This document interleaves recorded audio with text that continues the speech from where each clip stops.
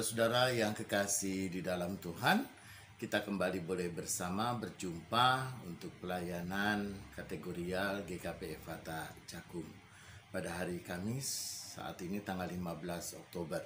Mari kita awali dengan doa. Bapa di dalam sorga, ke dalam tangan-Mu kami berserah, dan biarlah Tuhan berfirman kepada kami, dan hamba-Mu jugalah yang diurapi untuk dapat menyampaikannya. Terpujilah Tuhan. Amin. Saudara, saya akan mengajak Bapak Ibu untuk merenungkan dari kitab Amsal pasal 15 ayat 16 dan ayatnya yang ke-17. Yang begini katanya, lebih baik sedikit barang dengan disertai takut akan Tuhan daripada banyak harta dengan disertai kecemasan. Lebih baik sepiring sayur dengan kasih daripada lembu tambun dengan kebencian.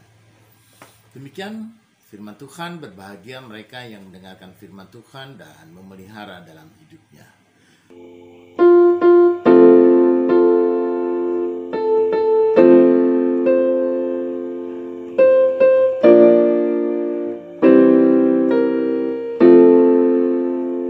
Bapak, Ibu, dan saudara-saudara yang kekasih di dalam Tuhan, ada banyak orang mencita-citakan kehidupan sejahtera.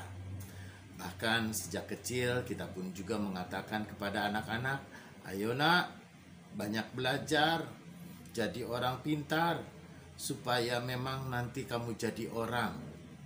Jadi orang itu berarti orang punya jabatan, orang punya kedudukan, orang pun juga orang dihormati.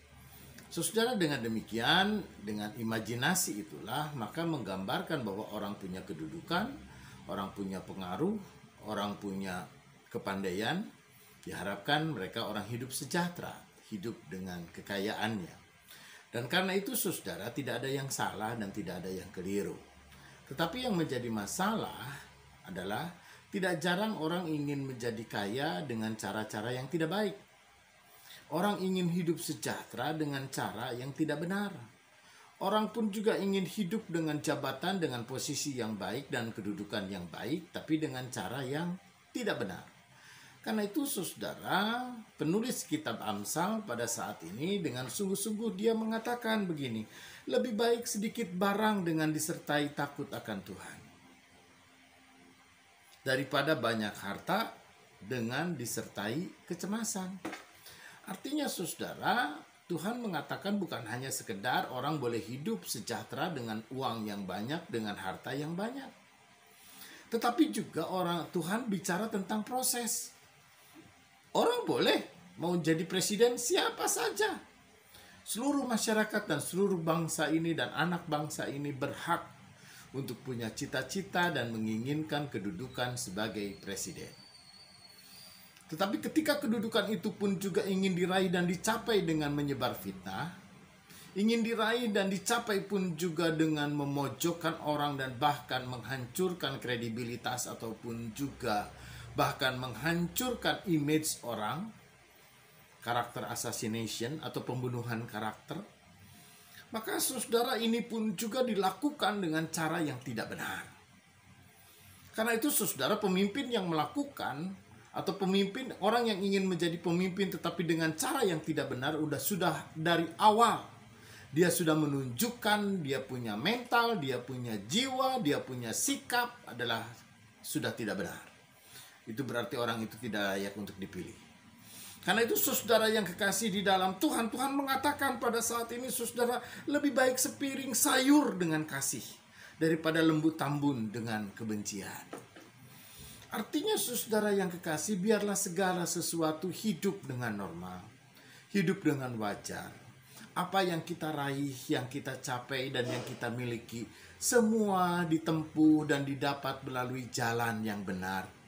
Semuanya diraih dan ditempuh dan juga didapatkan atau kita mendapatkannya pun juga dengan cara yang layak.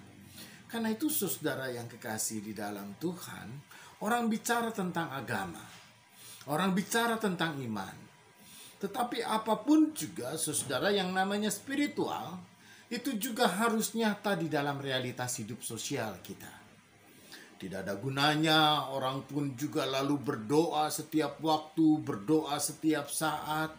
Tidak ada lalu kemudian gunanya orang pun juga rajin banget pergi ke rumah ibadah. Tetapi mulutnya menyebarkan kebencian. Mulutnya lalu kemudian menyebarkan permusuhan. Lalu otaknya membuat pengkotak-kotakan lalu mengadu domba sesama anak bangsa.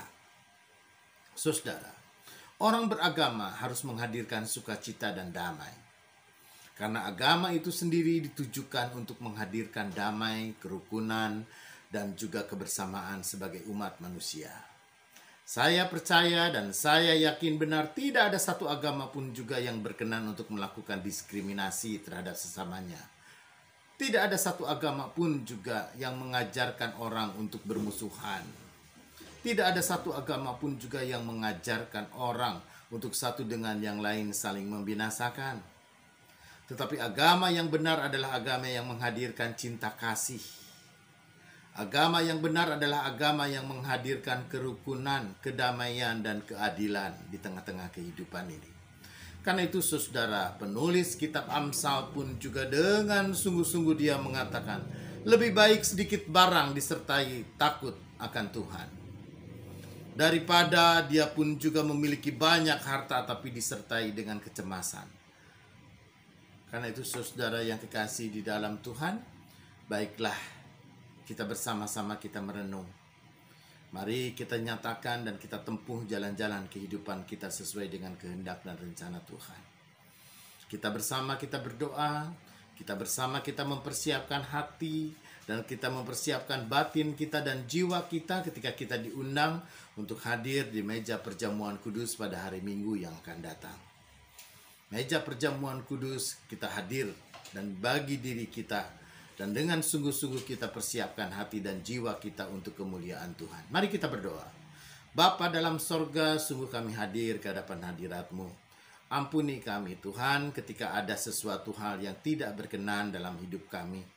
Ketika ada sesuatu hal yang Tuhan tidak berkenan, ketika kami pun juga melakukan dan menempuh jalan kehidupan yang tidak baik. Kiranya Tuhan yang menolong kami agar kami boleh mengubah segala sesuatu dan memperbaharui hidup kami, agar kami boleh menempuh dan menyatakan citra kehidupan sesuai dengan kehendak Tuhan. Sebentar kami akan hadir di meja perjamuan Tuhan. Pada hari Minggu kami akan beria-ria dan pesta bersama-sama dengan saudara seiman untuk merefleksi dan merenungkan akan Yesus Tuhan yang menderita dan Yesus Tuhan yang sengsara dan mati di kayu salib, yang membawa keselamatan bagi setiap kami.